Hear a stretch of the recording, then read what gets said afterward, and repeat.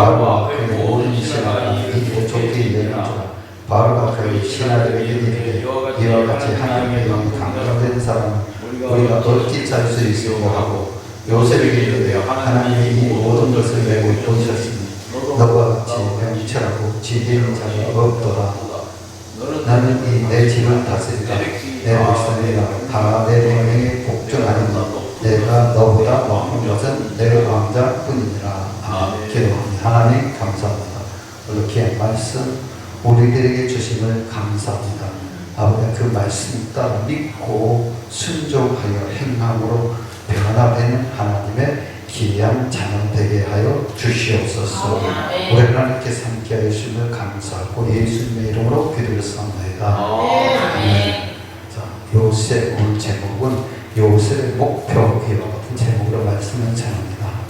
목표라는 것이 가장 중요합니다. 오늘 말씀은 말씀 부분보다는 생활 속에서 우리가 어떻게 생활해야 되는가라는 것을 가지고 말씀을 드립니다. 물론 성경은 포함됩니다. 요셉이라는 사람은 어떤 사람이었습니까? 요셉이 제일 중요한 것은 설교자의 얼굴을 봐야 돼요. 설교자의 얼굴을 봐야지. 이렇게 있으면 입장을 바꿔놓고 생각해 보게 되면 어떤 분이야? 본인들이 고개 숙이고 있는데 전부 다 100명이 앉아가지고 전부 다 고개 숙이고 있어봐요. 설교하는 맛이 날까요? 안 납니다. 저를 보십시오. 저를 못생겼어도 못생겼어도 보시고. 요셉이라는 사람은 어떤 사람이었습니까? 요셉이라는 사람은요 굉장히 아버지의 사랑을 정말 받는 사람이었습니다. 그럼에도 불구하고 형제들한테는 굉장히 미움받는 사람이었죠. 그럼에도 불구하고 요셉이라는 사람은 어땠습니까? 형제들에 대해서 불평불만을 하지 않았습니다. 또 하나는 요셉이라는 사람은 오로지 목표가 하나가 있었습니다. 무엇이었을까요? 믿음, 하나님에 대한 믿음이 있는 거죠. 하나님에. 더 중요한 것은 무엇입니까? 요셉이를 팔려고 생각했던 그 형제간들이 구덩이에 넣었어도 반항심을 가지 않았던 것입니다. 반항심을 갖지 않고 그대로 따랐던 것입니다. 왜? 목표가 뭐에 있기 때문에 오직 하나님. 당신네들이 뭐라 한다 할지라도 나는 하나님을 믿는 사람이고 하나님이 외에는 없다라는 것을 그 중심적인 믿음이 있었기 때문에 그렇다라는 거죠. 또 뭐 있습니까? 거기에서 팔려갔지 않습니까? 팔려갔어도 불평불만했습니까? 안 했다라는 거예요. 안 했다라는 것입니다. 그럼 또 어디로 갔습니까? 궁전에 들어갔잖아요. 이제 그러면서 왕비가 유혹한 거 얼마나 좋겠어요. 근데 거기에 넘어갔습니까? 안 넘어갔습니까? 왜 안 넘어갔을까요? 중심이 목표가 있었기 때문에 그렇습니다. 목표가 있었기 때문에. 다른 건 없습니다. 목표가 있기 때문에 절대로 안 넘어갔던 거죠. 그래서 또 어디로 갔습니까? 감옥에 들어가지 않습니다. 감옥에 들어가서 어떠했어요? 거기서도 불평불만하지 않았어요. 거기서 하나 중요한 것은 왕의 술자리에서 왕 옆에 일한 사람이 같이 감옥에 갔는데 그 사람을 보고 당신이 풀려나게 되면 나를 좀 기억해달라고 말했습니다. 그때에 뭐를 알아야 됩니다. 분별력이라는 것을 알아야 된다는 거죠. 저 여러분들 분별력 있는 사람입니까? 이 요셉이라는 사람 분별력 있어요. 왕이 하니까 내게 두 사람 중에서 한 사람 분명히 나한테 얘기해 줄 것이다. 그런데 이 녀석들이 풀려났음에도 불구하고 말을 안 한 거예요. 말을 안 해요. 그래도 그거 오겠어도 불평불만을 하지 않냐고 뭐가 있기 때문에 목표를 향해서 갔기 때문에 그래도 기다렸습니다. 기다렸다는 거예요. 저 여러분들 기다리면 얼마나 좋습니까? 얼마나 합니까? 기다렸는데 어느 날 갑자기 왕이 꿈을 꾸게 됩니다. 꿈꾸게 됩니다. 그 꿈에 대해서 해석할 자가 없었어요. 거기에서 많은 사람들이 많은 그 꿈 해복자리에 와서도 회복의 그 왕에게 대해서 답을 준 사람이 없는데, 그때에 같이 옥에 들어있던 사람이 말을 하나, 옥에 있는 사람이 꿈 해복을 참 잘했다. 한 사람은 목병 죽이고 한 사람은 다시 이전 직업에 회복된 사람이 바로 나였다. 그러니까 왕이 뭐 했습니까? 당장 그 사람을 데려오라는 거야. 데려와라 하니까 거기에서 이제 옥에 있었으니까 얼마나 지저분합니까? 그때 당시만 해도. 저를 보십시오. 저를 보고 해요. 저를 봐야 돼요. 그런데 다 입히고 왕이 딱 앉아서 이야기합니다. 내가 꿈을 꾸니까 그 얘기를 상세히 합니다. 소와 백단에 대해서 얘기를 합니다. 하는데 요셉이 목표가 있었습니다. 뭐라고 했습니까? 뭐라고 했냐? 하나님이 나와 함께 해서 하나님께서 해석해 주신다라고 말씀을 드렸습니다. 그때의 그 왕은 어떤 사람입니까? 지금 말하면 우리가 사탄 마귀가 맺는 악의 세력이라고 말을 합니다. 그런데 그 사람이 그 말을 듣고도 뭐 했습니까? 반감을 갖지 않았던 것입니다. 반감. 사랑하는 자들이에요. 우리들에게도 마찬가지입니다. 목표가 있어야 됩니다. 목표가 없으면요, 방향 설정이 없으면요, 그 사람은 아무리 신앙이 좋다 할지라도 그 사람은 세상과는 개떡 같은 신앙을 가지고 있다는 거죠. 저의 여러분도 마찬가지입니다. 목회자님들 특별히 알아야 될 것은 두 가지 신을 모시고 삽니다. 두 가지 신을, 첫째 하나님을 섬기는 신이라 하지만 그 안에 자기 신을 믿고 산다는 거죠. 자기 신을 믿고 사니까 내 말이 맞으면 아멘하고 말이 맞지 않으면 대답을 설교자의 모습을 쳐다보지 않습니다. 쳐다보지 않아요. 왜? 두 가지 신을 가지고 있기 때문에. 겉으로는 하나님의 성적 형상을 따라가지만 속으로는 자기 속에, 내면 속에 있는 신을 따라가기 때문에 이것이 하나님의 영인지 악의 영인지 분별하지 못한다는 것입니다. 저 여러분들은 그런 어린 선자가 되지 않기를 주님으로 축원드립니다. 신약 성경의 마태복음 25장에 달란트비가 나옵니다. 한 달란트, 두 달란트, 다섯 달란트. 달란트라는 것은 돈이라는 것입니다. 너에게 돈을 줬으면 어떻게 해야 됩니까? 목표가 있어야 됩니다. 삶의 목표가 있어야 됩니다.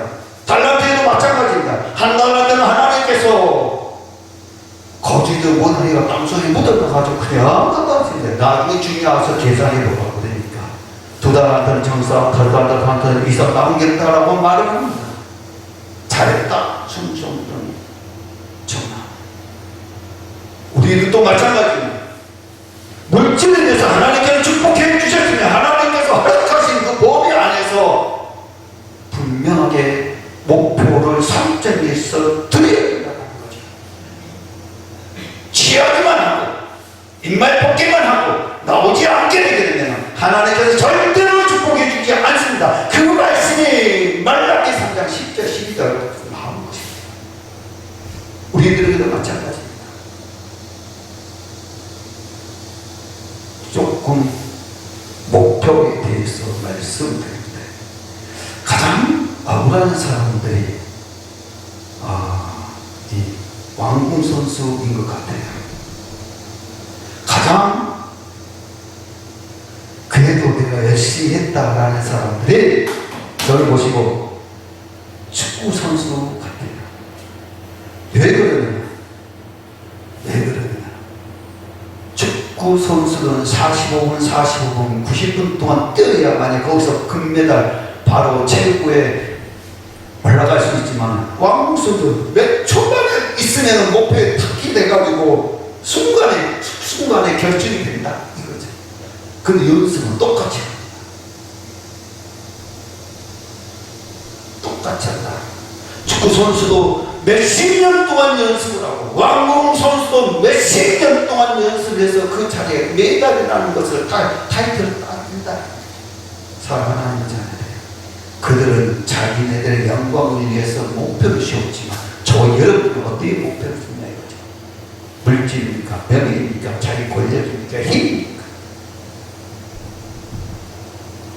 요셉이라는 사람도 자기의 어떠한 개인적인 목표를 세웠다면 총리까지 될 수가 없었을 것입니다.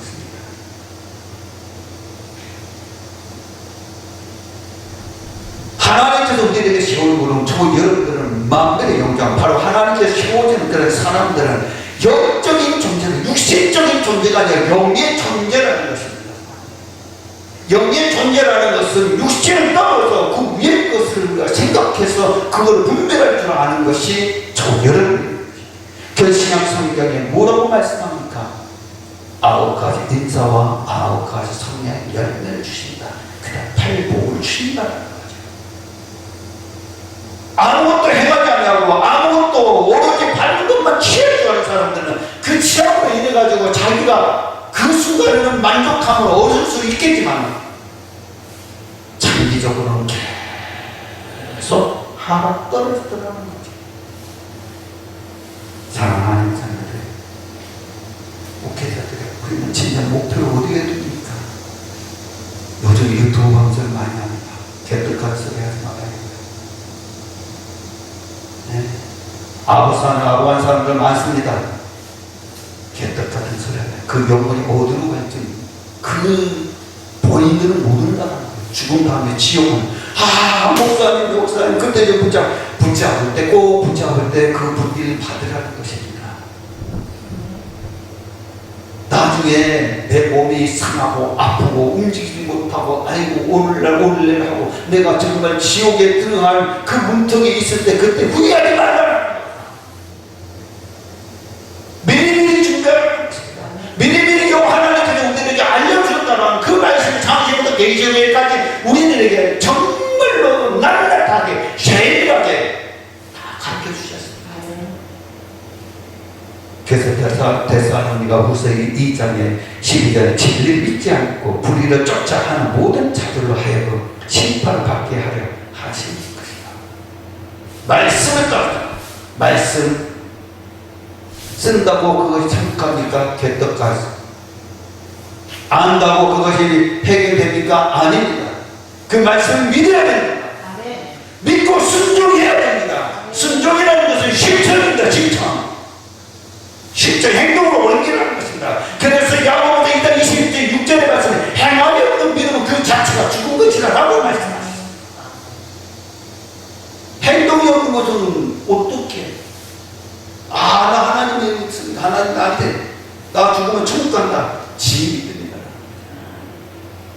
사랑하는 요셉의 목표는 뭐 있습니까? 하나님 중심적으로 국무총리가 돼서라도 뭐 있습니까? 누구까지? 자기의 식구까지 다 구원해주고 자기의 모든 그것은 무엇을 가르쳐주느냐? 무엇을?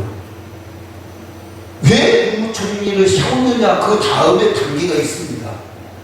그 다음 단계는 기회가 된다면 제가 말씀을 드리겠습니다. 굉장히 중요합니다. 저희는 제가 오늘 말씀드린 목표를 정확하게 내 목에 칼이 들어온다 할지라도 하나님 여호와 하나님만 바라보고 예수 그리스도를 믿고 교회에서 충성하고 담임 목사의 순종 복종 철저하게 죽으면 죽으리라고 복종이 아닙니다. 그게 복종이에요. 그게 순종이에요. 그게 종이에요. 목사는 하나님의 종이고 바로 백성 성도들은 바로 목사님의 종이 되어야 하는 것입니다. 자기 생각대로 판단대로 계획대로 하지 말라는 것입니다. 목사님이 들렸다 할지라도 그 목사님이 들린 것을 자기가 지적하지 말고 그를 위해서 기도해야 하는 것입니다. 기도. 강대상에서 목사님 말씀 선포 외에는 절대적으로 성도들이나 목회자들이나 모든 분들 해서는 안 되는 것입니다. 목표가 그것이다.